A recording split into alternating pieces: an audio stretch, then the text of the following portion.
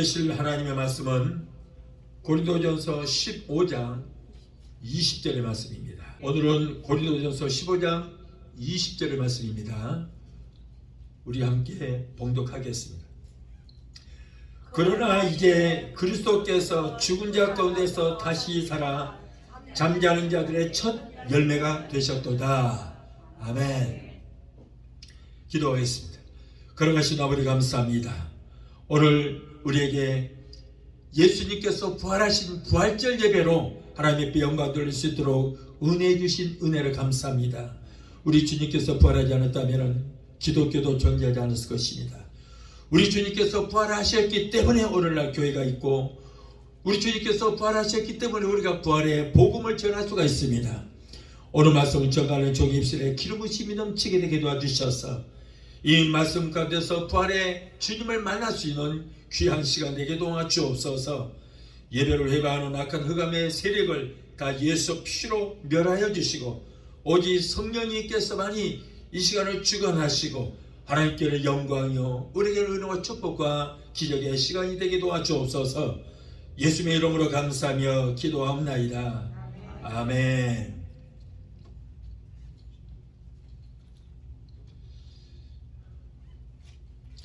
할렐루야. 오늘은 고린도전서 15장 20절을 본문을 해서 부활의 첫 열매가 되시는 예수님이라고 하는 제목으로 우리 함께 은혜를 받기를 원합니다. 자, 오늘은 우리에게 가장 복된 날이요 소망의 날입니다. 오늘 뜻깊은 부활절을 맞이하여 우리 주님께서 사망의 권세를 이기시고 부활하셨습니다. 오늘 예수님의 다시 사신 이 부활절을 성도 여러분들과 함께 진심으로 기뻐하며 축하를 드립니다.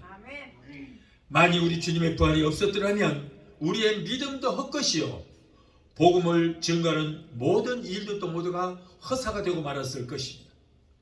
지금으로부터 약 1987년 전 봄, 어느 일요일 새벽 먼동이 트기 전 예루살렘 근처의 한 무덤에서는 희한한 일이 벌어졌어요.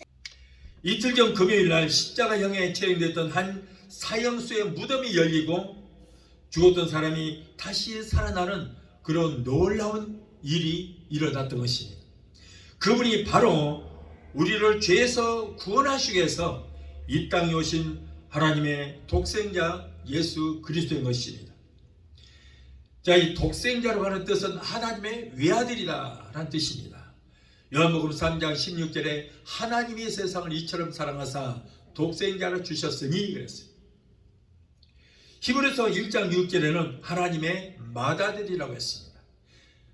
또는 여러분 이 독생자라는 것은 신의 아들이라 하는 그런 뜻도 있습니다. 인간의 아들은 독생자가 될 수 없어요. 하나님의 아들만이 독생자로 할 수 있습니다. 그런데 한국의 어느 목사님이 교회를 아들에게 세습하면서 우리 독생자에게 이 강단을 물려주겠습니다 라고 했다는 거예요. 이건 어처구니 없는 아주 엄청난 신을 모독하는 말인 것입니다. 여러분, 우리 인간에게는 절대 아무리 자식이 소중하고 아까워도 독생자가 될 수 없습니다. 절대 잘못된 거예요. 예수가 죽으면 그의 제자들이 시체를 훔쳐갈 것이라고는 소문이 그동안에 자자했기 때문에 그 시체를 훔쳐갈까 봐서 로마 군인들이 특별히 경호를 하고 있던 자에 갑자기 무덤의 돌문이 스르르 열려서 굴러나가고 부활하신 예수님께서 분명히 무덤에 들어가실 때 피 묻은 옷을 입고 들어가셨는데 이제는 부활하셨을 때 보니까 피 묻은 옷이 아닌 눈이 부시도록 하얀 새 마포옷을 입고 무덤에서 살아나오신 거예요. 예수님께서 부활하실 조금 후에 막달라 마리아와 예수님의 육신의 어머니 마리아와 예수님의 이모이며 요한과 야고보의 어머니인 살로메와 요한이 이 무덤에 도착했습니다. 여인들의 손에는 예수님의 시신을 바를 향료가 들려져 있었고 유향이 들려졌어요. 유대인들의 생활 중에 우리 시간으로 금요일 오후 6시부터 토요일 오후 6시까지는 거룩하게 지키는 안식일 날입니다.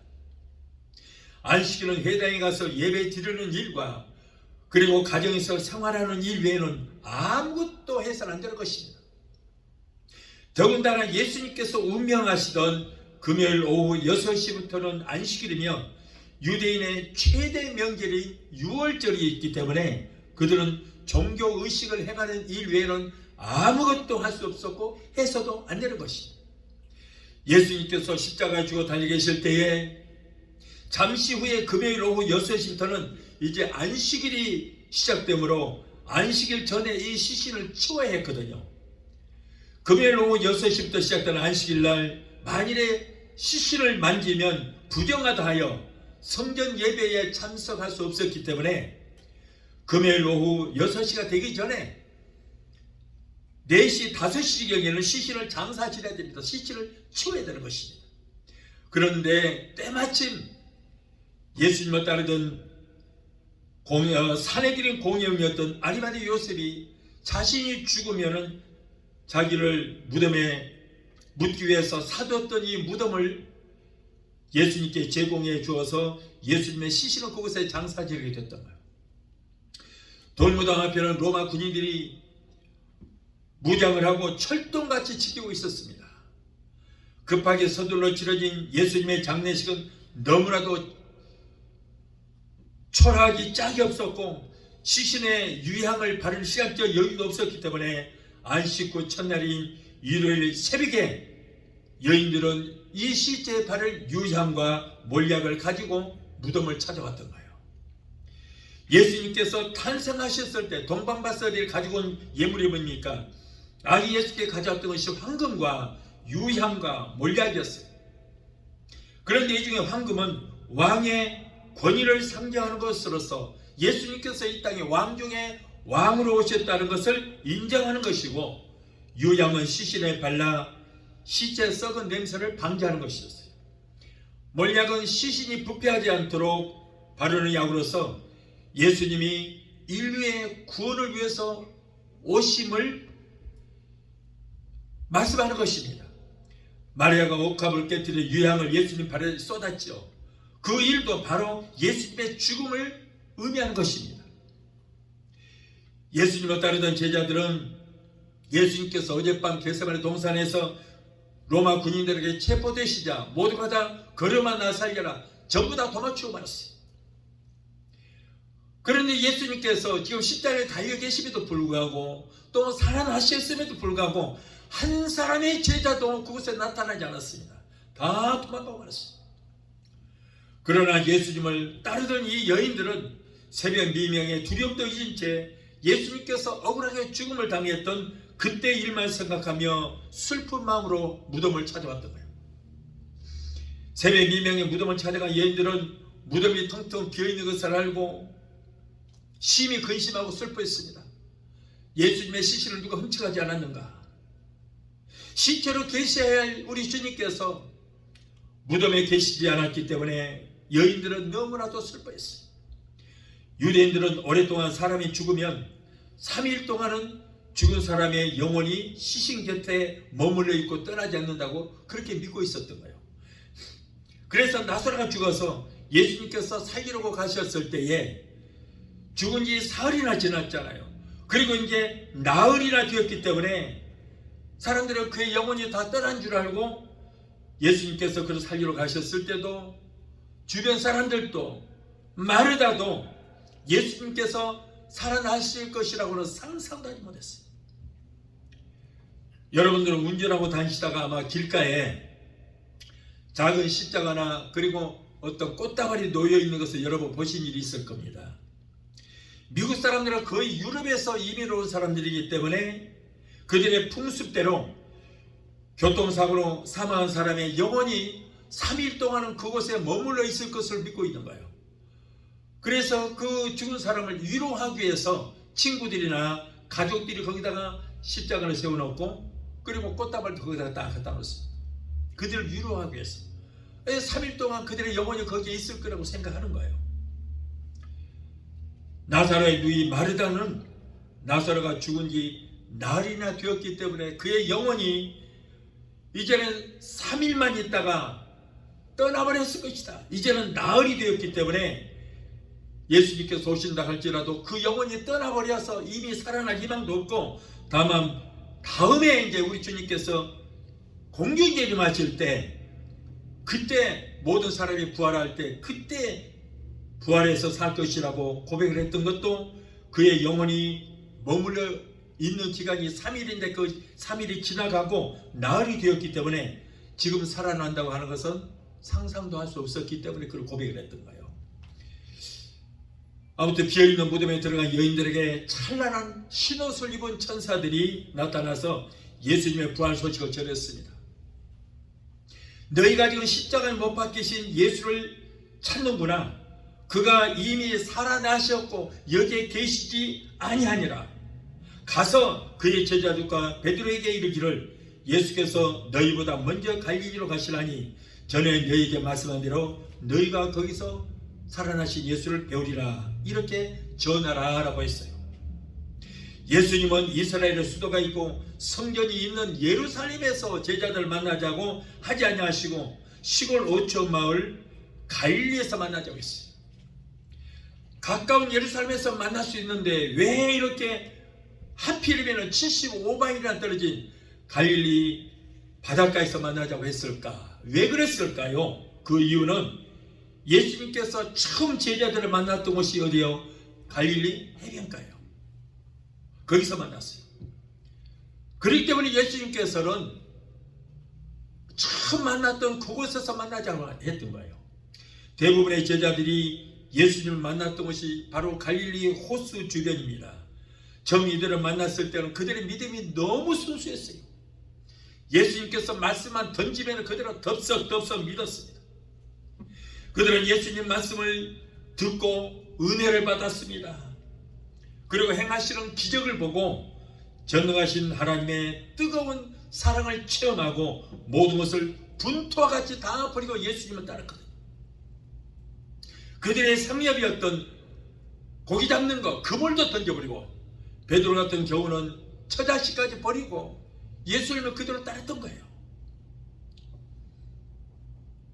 그런데 이제는 예수님을 만난 지 3년 반이라는 세월이 지난 후에 지금의 신앙은 어떻습니까?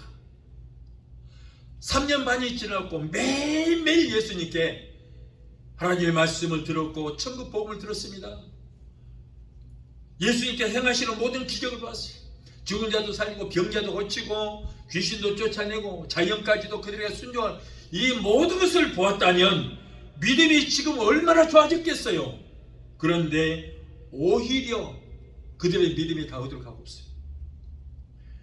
그렇게 처음 예수님 만났을 때 믿음이 좋았던 그들의 믿음이 예수님께서 그렇게 말씀으로 가르치고 그렇게 기사와 이적을 행하는 것을 보여주었음에도 불구하고 단 한 사람의 믿음도 없어요. 3년 반 동안 믿음이 올라가야 돼. 없어. 아예 없어. 여러분, 가룟 유다도 예수님 처음 만났을 때는 그의 믿음이 얼마나 순수했는지 몰라요. 순수했거든요. 그러나 그는 돈에 눈이 어두워서 자기의 스승이 예수를 은 30에 겨우 300도 아니고 3천도 아니고 더 은 30에 팔아먹었어요. 그리고 수제자라고 하는 베드로마저 어린 계집종 그 비자 앞에서 예수님이 심으로 당하실 때 바로 예수님 면제라서 여보시오, 이 베드로라는 이자도 예수를 따르던 예수당이요. 그러니까는 눈을 부릅뜨면서 너 지금 무슨 소리 하고 있느냐? 네가 하는 말을 내가 알지 못하겠다. 아니요, 당신 분명히 예수 따라다녔잖아요. 맨 앞장서서 활개치고 따라다녔잖아요. 아니야, 나는 저자가 누군지 알지 못해. 내가 이 시간에 분명히 저주하고 맹세하라니 저 인간이 어떤 인간인지 알지도 못한다. 이런 배은망덕한 놈이 어디 있습니까? 그런가 하면 제자들은요, 틈만 나면 서로가 높은 자리 차지하겠다고, 예수님 당신이 왕이 되면 나 장관 자리 하나 주세요. 가룟 유다도 그랬거든요. 가룟 유다도 예수님께서 이 땅에 왕 중에 왕으로 오셨다니까 로마의 식민지에서 자기를 해방시키고 예수님께서 큰 높은 자리 왕이 될 줄 알았어요. 그러면 나는 하다못해 국방 장관이라도 한 자리 차지하지, 그래서 따라다녔던 거예요. 그런데 보니까 예수님께서 이스라엘이 로마의 식민지가 되고, 그래도 예수님께서는 그런 거에 관심도 없이 영적인 것만 자꾸 말씀을 하니까, 아, 이거 내가 속았구나. 저 사람이 왕이 될 리도 없고, 왕이 된다고 할지라도 나를 장관자리 하나 세우지도 않겠다. 그래 배신해버린 거예요. 그래서 예수님은 은 30에, 그 한참을 은 30에 예수님을 팔아먹었어요. 이렇게 권력에 눈이 어두워 있었어요. 제자들은 권력에 눈이 어두워서 정치적으로 높은 자리 하나 차지하겠다고 자기들끼리 싸우는 거예요. 그들은 3년 반이나 생사고락을 같이 하고 죽음에까지라도, 죽음의 자리에까지도 함께 하겠다고 맹세했던 그 맹세는 어디 가고, 예수님께서 십자가에 골고다 올라가실 때 그 예수님 주변에는 한 사람의 제자도 남아있지 않았어요. 다 도망가고 없어요. 예수님께서 십자가에 이제 로마 군인들에게 잡혀가시고 십자가 달리니까, 아, 저 예수 실패자다 이거야, 실패자다. 그 다음에 예수님께서 인류를 위해서 내가 죽었다가 3일 만에 부활할 것이라고 3년 반 동안 그렇게 많은 가르침을 주셨음에도 불구하고 예수는 실패자다 이거야, 실패자다. 우리 떠난다. 당신 죽음하고 우리하고는 상관이 없어. 다 도망갔어요. 여러분, 그렇게 생사고락을 같이 했던 그 제자들이 이웃집 아저씨가 잡혀가도 아마 마음이 아파했을 거예요. 그런데 제자들은 단 한 사람도 없어요, 주변에. 예수님께서는 그 밤새 잠을 한 장 주무시도 못하고 아침 조반도 드시지를 못하고 그 무거운 십자가를 지고 올라가시고, 그랬으니 얼마나 지쳐 있었겠어요. 그래서 십자가를 짊어지시고 넘어지고 쓰러질 때에 단 한 사람의 제자도 그 십자가를 대신 짊어진 사람이 없었고, 그래서 구레네 사람 시몬이라는 사람이 구경 왔다가 그 예수님의 십자가를 대신 짊어지고 골고다 언덕으로 올라가잖아요. 예수님 대신 짊어질 제자가 하나가 없어서 구경꾼이 와서 예수님의 십자가를 대신 짊어지는 그런 일이 있어요. 갈릴리로 가라는 말씀은 처음 갈릴리에서 만났을 때처럼 뜨거운 신앙, 순수한 신앙, 예수님을 처음 만나서 감격했던 그 순간으로 다시 돌아가자, 그때를 생각하면서 그때로 다시 돌아가자는 거예요. 이것이 바로 제자들의 죽었던 신앙이 다시 부활케 되는 역사인 것입니다. 사람들이 많이 모이는 복잡한 예루살렘보다는 처음 예수님과 제자들이 만나서 감격했던 그때로 다시 돌아가 묵었던 신앙을 회복하자는 거예요. 그래서 예수님께서는 75마일이나 떨어진 저 갈릴리 호숫가에서 만나자고 말씀하는 거예요. 오늘날도 마찬가지입니다. 우리가 처음 예수를 믿고 은혜를 받았으면 우리가 신앙이 날로 성장해 올라가야 되잖아요. 그런데 이상한 거는 신앙생활을 오래 하면 할수록 믿음은 식어지고 결국에는 예수님을 떠나고 종교인이 되고 말이에요. 종교인이 되어서 교회도 습관적으로 다니게 되고 결국은 신앙은 죽은 상태로 살아가고 있어요. 우리는 속히 돌이켜 처음 사랑을 찾아 죽었던 신앙, 묵었던 신앙을 우리는 다시 부활시켜야 될 줄로 믿습니다.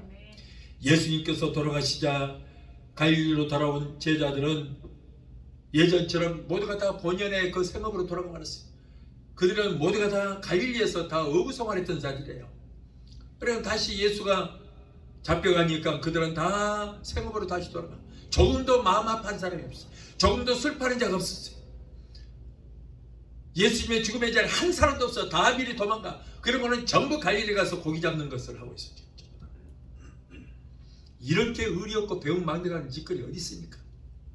3년 반 동안 먹여주고 입혀주고 재워주고 다 해주니까 있다고 해야지.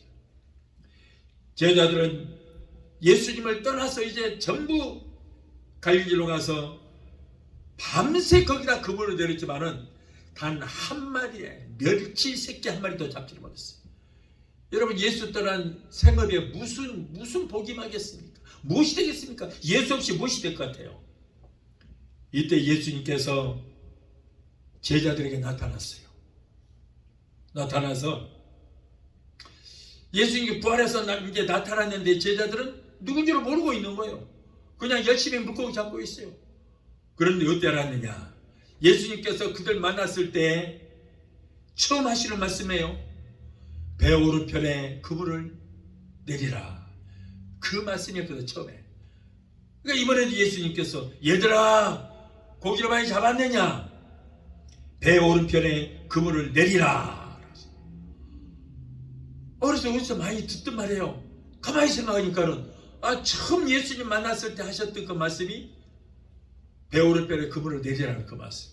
그 말씀을 들으니까 예수님이구나.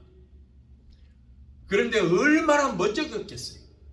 예수님 배신하고 떠났는데 그 앞에 예수님이 나타나서 배 오른편에 그물을 내리라. 그리고 이제 제자들이 육지로 올라와서 보니까 예수님께서 생선을 구워놓고 기다리고 계시나 봐요.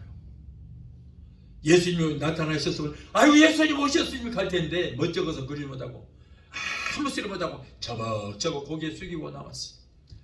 무트로 나오니까는 물고기를 딱 구워놓고 기다리고 계시는 거예요. 밤새 그물을 들였지만은 멸치 새끼 한 마리도 잡지를 못하고 지쳐서 이제는 육지로 올라와서 그물을 씻고 집으로 돌아가려 하는데 예수님이 고기를 다 구워놓고 기다리고 너희들 밤새 얼마나 고생했느냐. 고기 한 마리도 잡지를 못하고 얼마나 고생했느냐.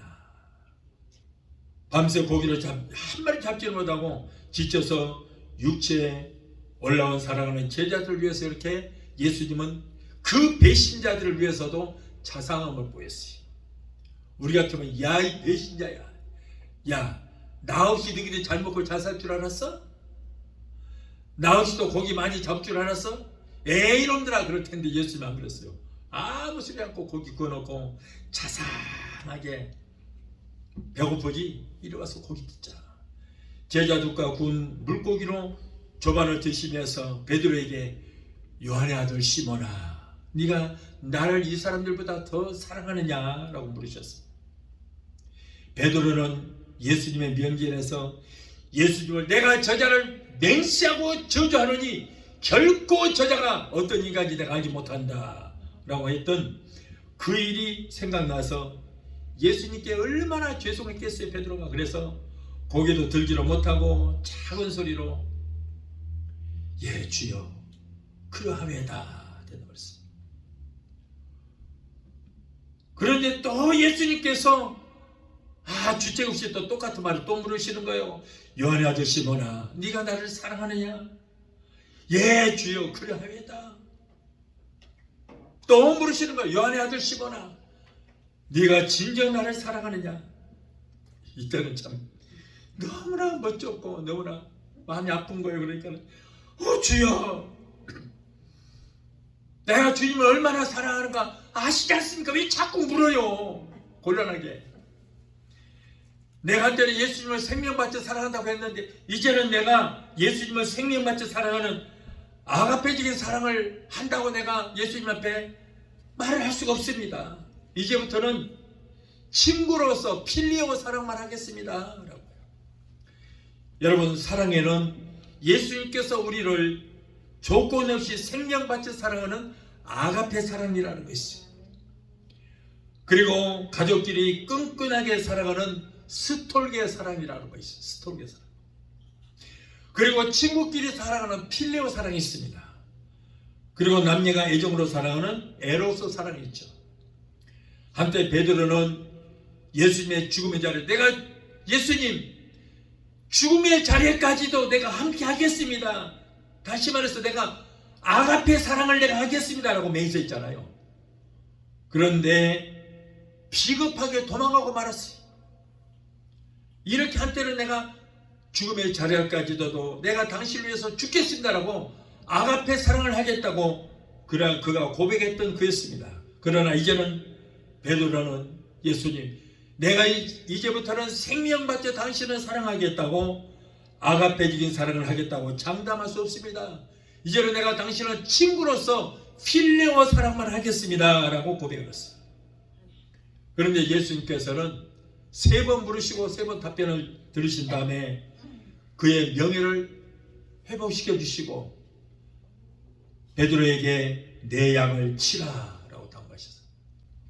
오늘도 우리 주님께서는 우리에게 찾아오셔서 부활하신 몸을 보이시면서 사랑하는 아무개야, 네가 나를 사랑하느냐고 물으십니다. 이 시간 성령께서 우리의 심령 속에 오셔서 사랑하는 아무개 집사야, 사랑하는 권사야, 네가 나를 사랑하느냐고 물으십니다.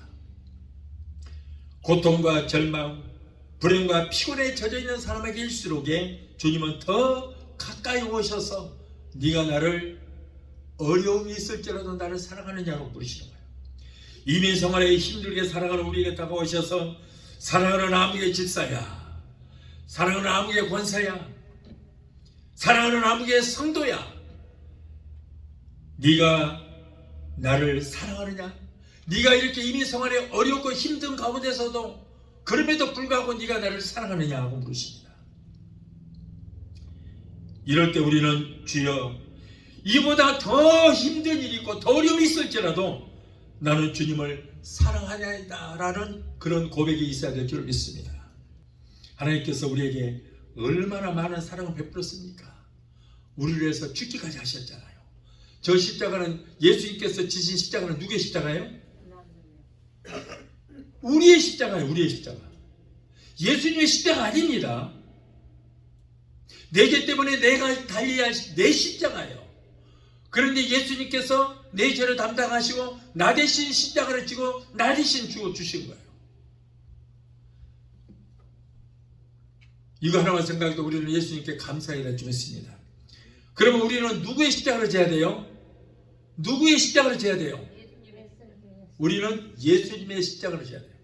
예수님과 예수를 위한 복음의 십자가를 내가 지른 거예요. 이제는 우리의 십자가는 예수님께서 짊어지시고 내가 다 이뤘다. 우리의 십자가는 예수님께서 다 2000년을 다 이뤄버린 거예요. 우리에게 좀 어려움이 있어도 내 십자가라고 그러는데 내 십자가 아닙니다. 그거는 예수님께서 다 이뤄버렸어요. 내 십자가 없어요. 그러면 내게 있는 너의 십자가를 지고 나를 따르라 그랬거든요. 예수님이.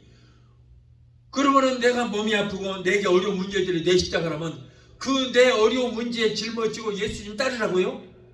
아니요. 2000년이 다 해결해버렸어요. 그래서 우리는 예수님께 나와서 기도만 하면 모든 문제를 다 해결해 주실 줄 믿습니다. 왜? 2000년 전에 우리의 문제를 다 해결해 주셨어요. 문제 십자가를 다 해결해 주셨어요. 다 이루었다. 지난 주일날 그랬잖아요. 다 이뤄버린 거예요. 그러나 오늘날 예수님께서 너의 십자가를 지고 나를 따르라고 하는 것은 바로 예수 그리스도와 예수를 위한 십자가를 짊어지고 주님을 따르라 그런 말씀이에요. 이것이 바로 저와 여러분이 짊어져야 할 나의 십자가인 줄로 믿습니다. 예수님은 왜 네가 나를 사랑하느냐, 네가 나를 사랑하느냐, 네가 나를 사랑하느냐고 3번씩이나 똑같은 질문을 하셨어요. 왜 그랬을까요? 왜? 베드로는 3번씩이나 예수님을 부인했기 때문에 항상 그 때문에 마음이 아팠습니다. 마음이 아팠어요. 3번 다 굴기 전에 네가 나를 3번 부인하리라 그랬는데 예수님 면전에서 베드로가 예수님을 3번 부인하고 나자마자 닭이 우는 거예요. 그러니까 그것 때문에 마음이 항상 편치를 못했어요. 그래서 예수님께서는 마음에 받은 그 상처, 베드로의 상처를 3번 그 부인했던 상처를 치료해 주셔서 3번 똑같이 질문을 하시고 스스로 예수님께 자기의 마음을 고백하게 했던 것입니다. 이제는 예수님 앞에 이 모든 걸 고백했으니 마음이 얼마나 베드로 마음이 홀가분했겠어요. 상처가 치료되는 거예요. 이걸 하기 위해서 예수님께서 똑같은 질문을 하신 거예요. 또한 죽었던 신앙을 처음 주님을 만났을 때의 뜨거운 신앙의 상태로 부활시키기 위한 것입니다. 오늘도 부활하신 예수님께서는 여러분 한 분 한 분께 찾아오셔서 손에 난 목자국을 보여주시고 그리고 옆구리에 창자국을 보여주시면서 위로하시고 배신했던 베드로를 부르셨듯이 오늘도 여러분께 찾아와서 여러분의 이름을 부르면서 사랑하는 아들아, 사랑하는 딸아, 사랑하는 아무개 권사야, 집사야, 네가 나를 사랑하느냐라고 물으십니다.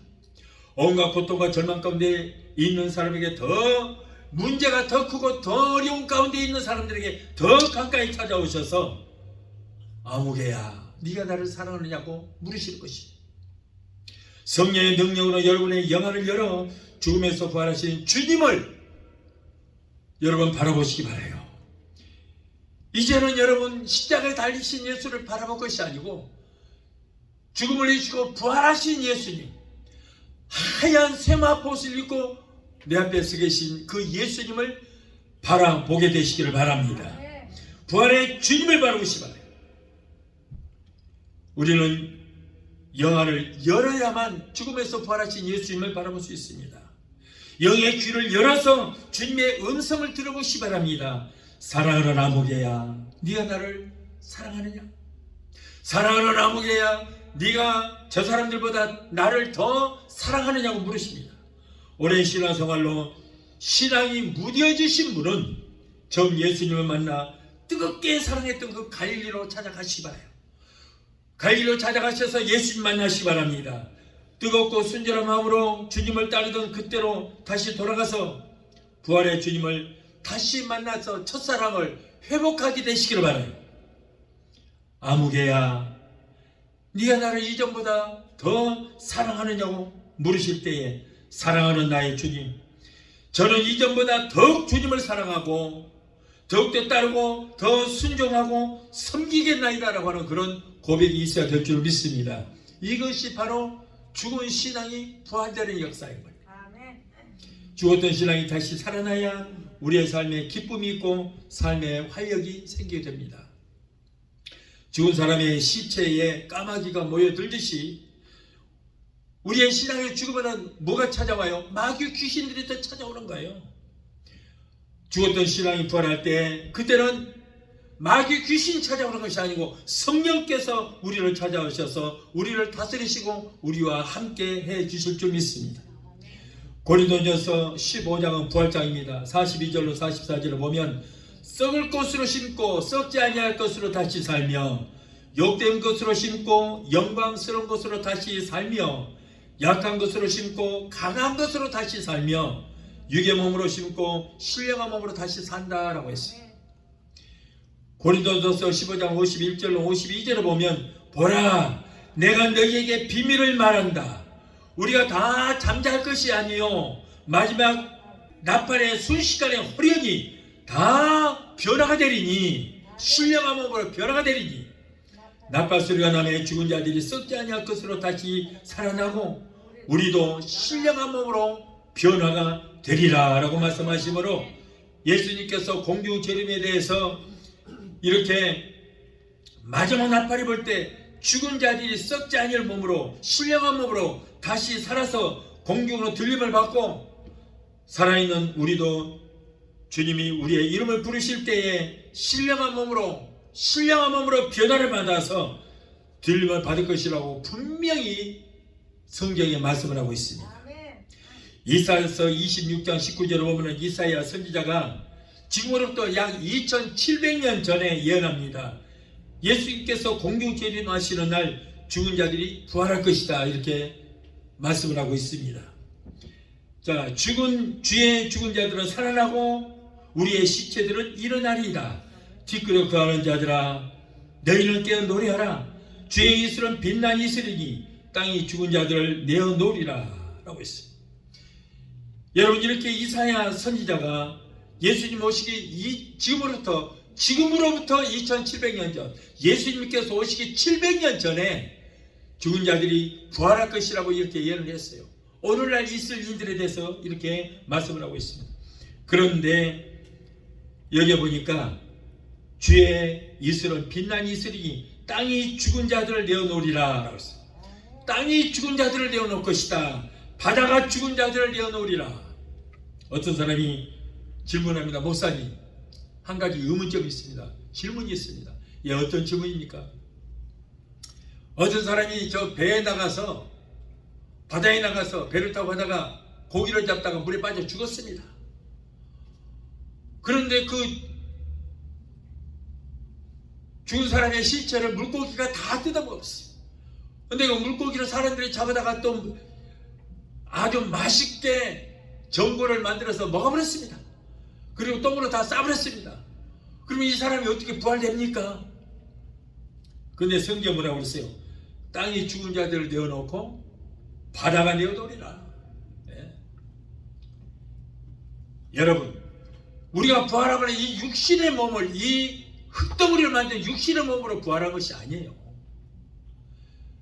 죽은 사람이 없어졌다고 해서 부활 못하는 것이 아닙니다. 신령한 몸으로, 이 육신의 몸이 아닌 예수님처럼 신령한 신적인 몸으로 부활하는 거예요. 그래서 걱정 안 해도 돼요.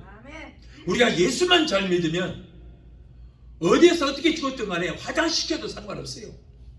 우리는 신령한 몸으로 부활하게 될 줄 믿습니다. 이런 몸이 아닙니다.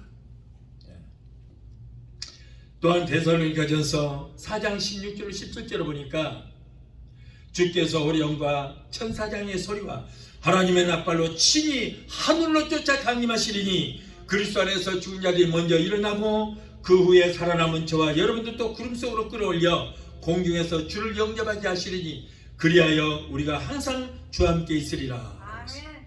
성도가 7년 환란이 시작되기 전에 공중으로 들림받아서 공중에서 공중 재림하시는 주님을 만날 것이라고 분명히 예언하고 있습니다. 그러나 그때 예수를 믿지 않은 이스라엘 백성들은 들림을 받지를 못하고 7년 환란 때에 7년을 피해 그 환란을 피해서 도피성으로 도망가는 장면이 또 나옵니다. 자, 이 일에 대해서 마태복음 24장 16절에 예수님께서 경고하십니다. 그때에 유대에 있는 자들은 산으로 도망할지어다. 지붕에 있는 자는 집 안에 있는 물건을 가지러 내려가지 말며 밭에 있는 자는 겉옷을 가지러 뒤로 돌이키리 말지어다. 그날에는 아이벤 자들과 젖먹이는 자들은 화 있을진저. 여러분, 얼마나 긴박합니까? 굉장히 긴박하는 거예요. 여기 보니까 그때에 유대에 있는 자들은 그랬어요. 그때가 언제요? 7년 환란이 시작될 때 그때를 말하는 거예요. 네, 그때 적그리스도가 이스라엘의 성전을 재건축을 합니다. 그러고는 그 성전에 자기가 하나님이라고 자리에 딱 들어앉아서 이스라엘 백성들아 나를 하나님으로 섬겨라. 그러니까 이스라엘 백성들이 아니다. 우리는 여호와 외에는 섬기지 않는다. 거부를 하는 거예요. 그러니까 이 적그리스도가 여봐라 저 유대인들을 다 잡아 때려 죽여라 그런 거예요. 그러니까 유대에 있는 자들 유대인들이 이제 산으로 도망가는 거예요. 앞도 보지 않고 도망가는 거예요. 근데 지붕에 있는 자는 집안에 있는 물건을 가지를 말라. 근데 왜 지붕일까? 자, 중동이라든가 이스라엘은 전부 진흙으로 벽돌을 만들어서 집을 짓습니다. 그래서 지붕이 평평하게 됐어요. 모든 작업장이 바로 이 지붕에서 일을 합니다. 중동은 그래요.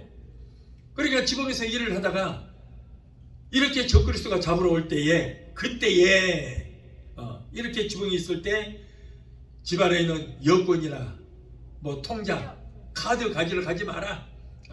앞만 보고 빨리 도망가라. 방에 있는 거 뭐 가지러 갈 시간이 없다. 시간적 여유가 없다. 빨리 도망가라는 거예요.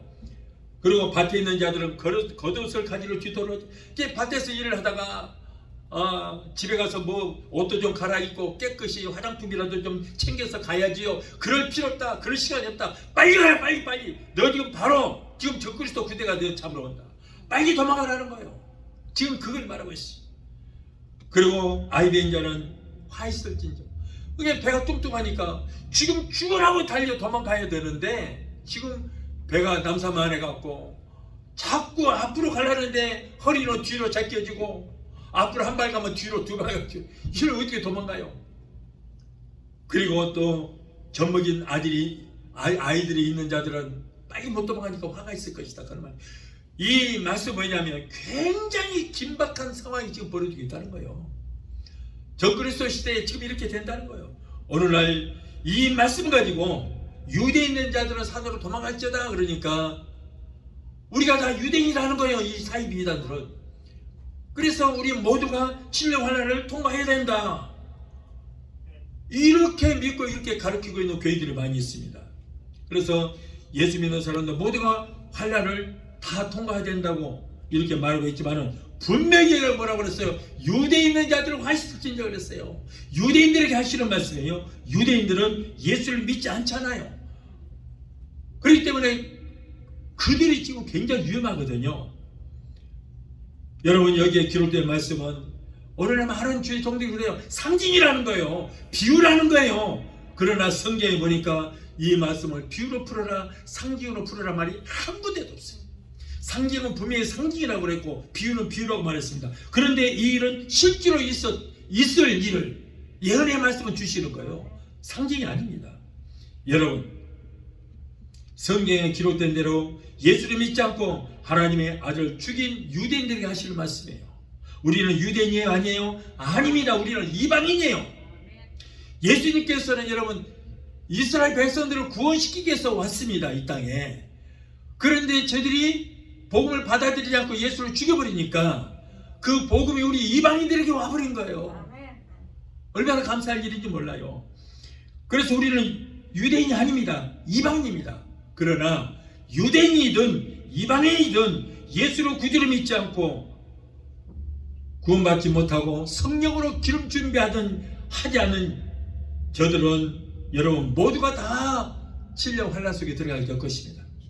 그러나 우리가 유대인이 됐든 이방인이 됐든 예수 믿고 구원받고 성령으로 기름 준비된 하나님의 백성들은 환난이 시작되기 전에 무덤에 있던 자들이 살아나고 우리도 순식간에 신령한 몸으로 변화되어서 순식간에 끌려와요. 여러분, 성경에 보면은 에녹이도 휴거되었고요, 엘리야도 휴거됐어요. 벌써 이미 휴거된 사람이 있습니다. 예수님처럼 순식간에 말 타고 병거 타고 올라가 버렸어요. 올라갔어요. 우리도 그렇게 올라가는 거예요. 유대민족은 하나님이 택한 백성이지만은 예수를 믿지 않기 때문에 예수님의 공중 재림 때 들림받지를 못하고 적그리스도에 의해서 7년 환난을 겪어야 되겠지만 그럼에도 불구하고 그들을 하나님께서 선택한 선택된 민족이기 때문에 환난을 면케하기 위해서 도피성을 예비를 해 두시고 도피성으로 피신시키는 그런 장면이 기록되어 있어요. 그때의 소망기는 긴박성을 잘 표현해 주겠습니다. 또한 이 일에 대해서 또한 예언의 말씀이 있습니다. 이사야서 26장 20절에도 기록되어 있어요. 내 백성아 갈지어다. 네 밀실에 들어가서 도피성에 들어가서 네 문을 꽉꽉 걸어 잠그고 닫고 분노가 적그리스도의 분노가 지나가기까지 잠깐 숨을 지어다. 꼼짝하지 말고 동굴 속에 숨어 있으라는 거예요. 유대인들은 어차피 들림받지 못하기 때문에 도피성으로 들어가서 7년 환란이 끝날 때까지 적그리스도를 피해서 숨죽이고 그곳에 숨도 크게 쉬지 말고 숨어 있으라는 거예요. 그런데 이렇게 성경에 여러 곳에 부활과 휴거에 대한 말씀이 기록되어 있음에도 불구하고 오늘날 많은 종들이 이 말씀은 비유요 상징이기 때문에 믿지 말라, 우리도 환난을 통과해야 된다, 이렇게 회유를 하는 사이비 이단들이 얼마나 많은지 모릅니다. 너무 많아요. 너무나도. 내가 볼 때 여러분 환난을 통과해야 된다고 하는 그런 가짜 복음을 전하는 사람들이 목사 중에 한국은 거의 다 그래요. 한국은 큰 문제예요. 그러니까 성도들이 당연히 자기들도 환난을 통과해야 될 줄 알고 666 받지 맙시다, 666 받지 맙시다, 그게 복음이라고 전화가 있는데 우리는 666하고 상관이 있어요? 없어요? 없어요. 왜? 우리는 들림받은 뒤에 666이 나오기 때문에요. 들림받은 뒤에 환난이 있을 것이고 그때 666이 나오기 때문에 우리는 상관이 없음에도 불구하고 저들은 여러분 저쪽 사람도 저쪽 사람도 뭐라 그래요? 환난을 우리 다 통과해야 되니까 666 받지 마라. 여러분 666 상관이 없습니다. 우리는 그런 거 복음도 아니에요. 그들은 어차피 휴거 안 될 거니까 7년 환난을 통과해야 되기 때문에 그들은 666 받아서는 안 되겠지만은 우리는 다 올라가 버린 뒤에 환난이 시작되기 때문에 우리는 666이라 말할 필요도 없습니다. 여러분 우리는 그거 하나만 갖고도 얼마나 감사해요. 여러분 그리고 우리의 옛사람은 이미 십자가에 다 죽었습니다.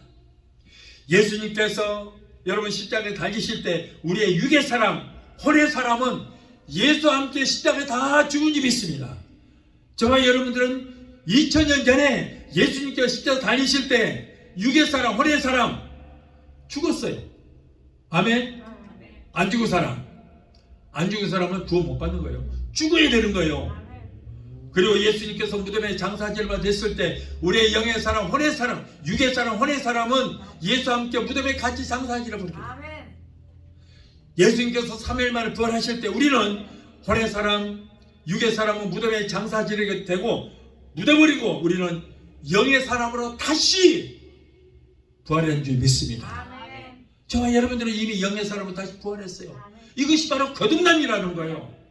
그런데 아직도 십자가에 죽지도 않았고 장사지가 되지도 않았고 부활되지도 않은 그런 사람들은 구원이 없습니다. 우리는 이미 거듭난 줄로 믿습니다. 이것이 바로 이런 과정이 거듭났다고 하는 거예요. 저와 여러분 다시 말씀드립니다. 예수님께서 십자가에 달리실 때 우리도 십자가에 달려 죽었습니다. 육의 사람, 혼의 사람은 죽었어요. 예수님이 무덤에 장사지를 받을 때 우리도 육의 사람, 혼의 사람은 예수와 함께 무덤에 장사지르게 됐어요. 그리고 우리가 예수님 부활하실 때 우리의 육의 사람, 혼의 사람은 무덤에 그대로 있습니다. 지금 있습니다. 묻어버렸어요. 그리고 우리는 다시 신령한 영적인 사람으로 우리는 부활된 줄 믿습니다. 그래서 오늘날 우리는 이곳에 앉아 있는 거예요. 네. 이런 과정을 겪는 사람은 구원이 없어요. 거듭나지 않았기 때문인 것입니다. 오늘은 예수님 죽음에서 부활하신답니다.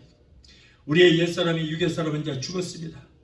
이제는 새로운 영의 사람으로 이미 저와 여러분은 부활한 줄로 믿으시기 바라요. 부활절에는 계란을 먹는 관례가 있습니다. 부활절의 계란은 무슨 의미입니까?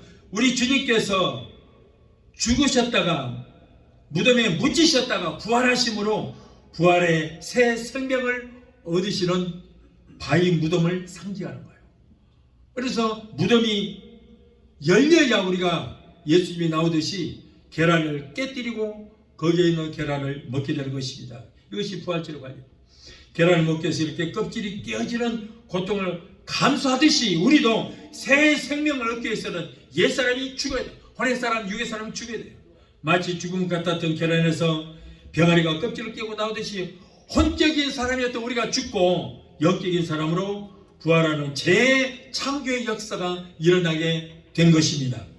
아직도 신앙의 무거운 돌문을 막고 있는 분은 속히 마음의 돌문을 열고 여러분 새롭게 부활의 은혜를 체험하는 역사가 있어야 될 줄 믿습니다. 예수님 오늘 새벽에 미명에 다시 사셨어요. 주님이 부활하신 오늘 일요일을 주님의 날로 제정하고 지킴으로 안식일은 완성이 되어버렸습니다. 여러분 일요일이기 때문에 일요일날 우리가 예배 드리는 것이 아닙니다. 확실히 오늘 아셔야 돼요. 일요일이기 때문에 우리가 오늘 예배 드리는 게 아니에요. 일요일날 주님이 부활하셨기 때문에 그 부활하신 날을 우리가 주님의 날로 정하고 그래서 주일 예배를 드리고 있는 거예요. 일요일이기 때문에 여러분 일요일 날은 무슨 날이에요? 원래 태양신의 날입니다. 예수님과는 상관이 없어요. 일요일 태양신의 날이에요. 월요일은 달신의 날입니다. 우리하고는 상관이 없지만 그러나 예수님이 일요일 날 부활하셨기 때문에 일요일을 주일로 정하는 거예요. 만일에 예수님께서 월요일이나 수요일 날 부활하셨다면 우리는 월요일이나 수요일 날을 주일로 정하고 예배를 드렸을 것입니다. 그런데 우리 주님은 일요일 날 부활하셨기 때문에 오늘 이 일요일을 주일로 정하고 예배를 드리고 있습니다. 그래서 만일에 우리 주님이 부활하지 않았다면 주일이 있어요? 없어요? 없어요. 주님이 부활하셨기 때문에 기독교가 있고 부활하셨기 때문에 오늘날 주일이라는 것이 생겨서 우리가 예배를 드리는 것입니다. 그러므로 더 이상 이제 토요일 저 안식일 사람들은 토요일이 안식일이라고 그래서 예배 드린다는 거예요. 그러나 여러분 우리가 알아야 할 것이 있습니다. 우리가 쓰는 이 서기 달력은 기독교 달력이 아니에요. 로마 달력이에요. 로마 달력. 기독교하고는 상관이 없어요. 기독교의 달력은 유대력이라는 달력이 있습니다. 이번에 수요일에 제가 여러분들에게 나눠드렸잖아요, 자료를.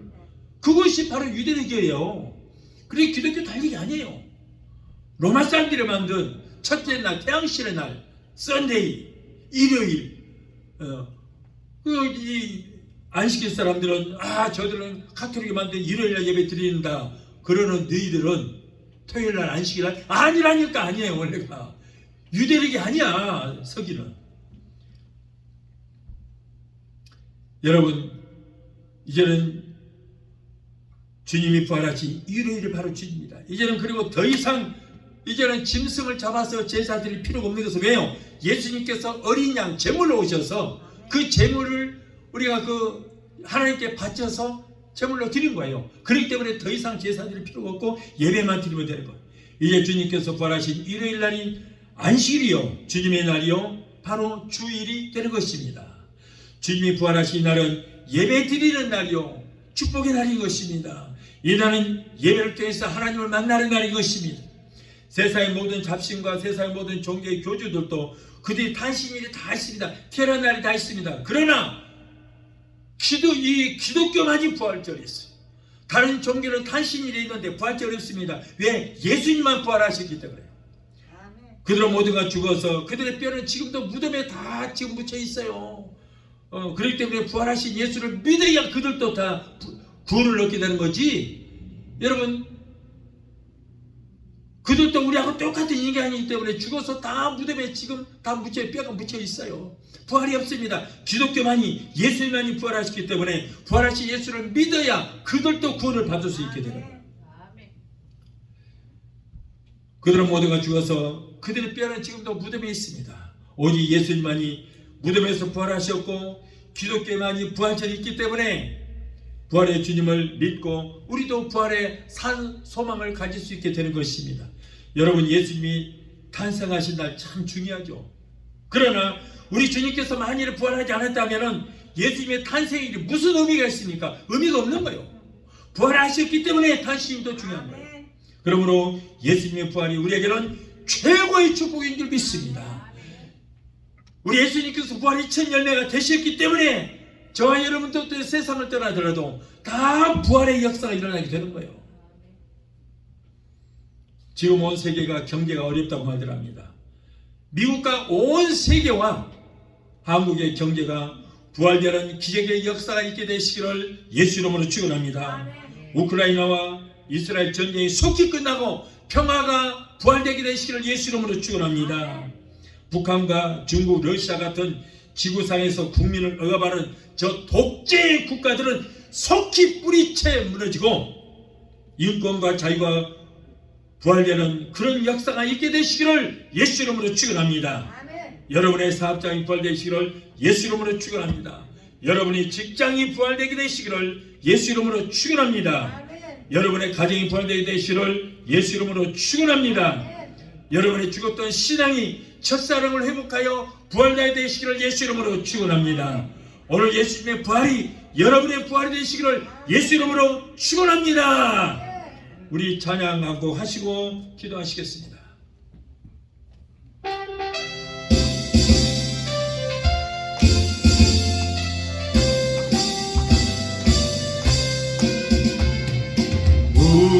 무덤에 머물러 예수 내 구주 새벽 기다렸네 예수 내 주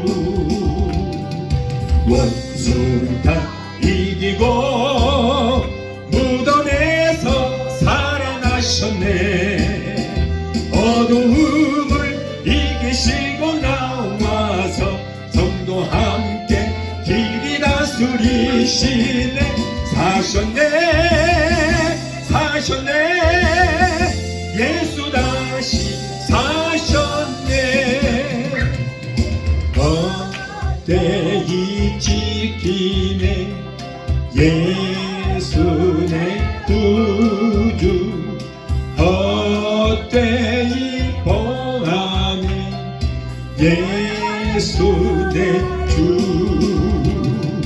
원수 다 이기고 무덤에서 살아 어둠을 이기시고 나와서 성도 함께 길이 다스리시네. 사셨네 예수 다시 사셨네. 거기 못 가도 내 예수 내 구주 우리를 살리네. 예수 내 주 원수 다 이기고 무덤에서 살아나셨네. 어둠을 이기시고 나와서 성도 함께 길이 다스리시네. 사셨네 예수 다시 사셨네. 기도하시겠습니다. 사랑하는 예수님, 하나님의 독생자께서 인류의 모든 죄를 짊어지시고 이 땅에 오신 모든 목적을 다 이루시고 죽으시고 사망의 권세를 깨뜨리시고 다시 살아나셔서 우리에게 부활의 첫 열매가 되어주시니 감사합니다. 우리에게 부활의 소망이 있기 때문에 죽음도 두리지 않습니다. 이번 부활절을 맞이하여 주님 오시는 날 무덤에서도 부활해야 되겠지만 우리의 죽었던 믿음이 부활케 되는 역사가 일어나게 하시고 식어버린 열정이 부활되며 세계의 정제가 부활되는 역사가 일어나게 되게 도와주시옵소서. 성령 충만면사 충만 은혜가 충만한 부활의 역사가 우리에게 일어나게 되게 도와주시옵소서. 예수 이름으로 감사하고 축복하며 기도합나이다. 아멘. 할렐루야. 지금은 우리를 죄에서 구원하신 우리 주 예수 그리스도의 그 무한하신 은혜와 아들까지도 아끼지 아니하시고 우리를 위해서 내주시기까지 우리를 사랑하시는 아버지 하나님의 그 극진하신 사랑과 보혜사 성령님의 내주 교통 충만 역사하심의 은혜가 오늘 특별히 부활절 예배에 참석하여 말씀으로 은혜받고 돌아가는 귀한 성도들의 가정과 가족과 직장과 사업장과 자녀들과 생활과 모든 범사위에 오늘 영상을 통하여 함께 부활절 예배에 참여하여 말씀으로 은혜받고 돌아가는 귀한 성도들의 가정과 가족과 직장과 사업장과 자녀들과 생활과 모든 범사위에 각자 섬기는 교회 위에 베데스다 순복음교회 지금부터 영원토록 함께 하시기를 간절히 축원합나이다. 아멘.